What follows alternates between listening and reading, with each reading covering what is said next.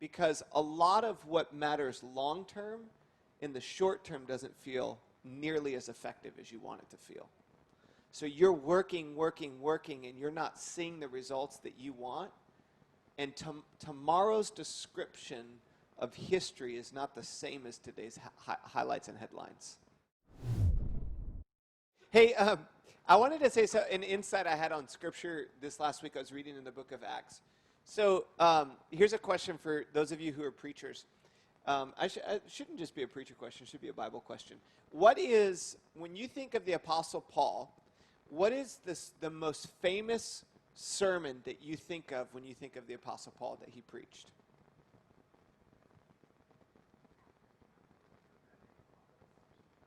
Go ahead. The Athens sermon. In fact, that's probably the most talked about sermon that the Apostle Paul ever preached.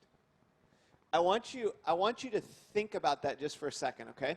So Paul preaches this sermon in Athens, and it goes on to become the most famous sermon that Paul has ever preached.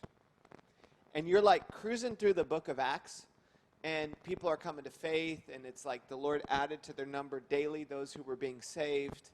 And then in Acts chapter 17, Paul gets into Athens, which was a very godless city.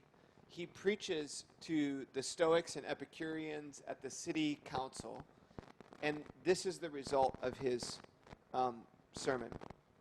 It says in verse 32, when they heard Paul speak about the resurrection of the dead, some laughed in contempt, and others said, "We want to hear more about this later."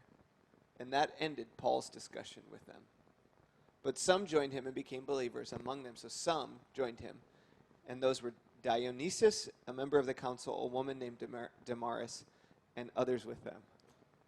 So what stuck out to me is that imagine what Paul must have felt when he preached that sermon. Paul walked away from that sermon, and it was one of the least apparently fruitful sermons he'd ever preached. And they laughed at him, they scoffed at him. A couple of people came to faith, and he went on to the next town. And that became the most famous sermon he ever preached. And that sermon may have touched more people over human history than any other sermon. That's awesome. When I had that insight, it was like, boom.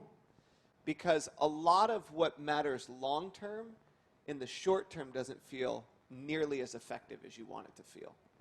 So you're working, and you're not seeing the results that you want. And tomorrow's description of history is not the same as today's highlights and headlines. And some of you may feel in this season like you're doing things and they're not working the way that you want them to. Students not showing up on video chat the way you want it to. And I think God wanted to remind you today to think long term, that there are things you're doing right now. You are sowing seeds when you can't see people in a building and you can't feel the effects of it. And it might even feel like it's the worst sermon you ever preached. And years from now, it's going to come out as the best sermon you ever preached. Hope that encourages you.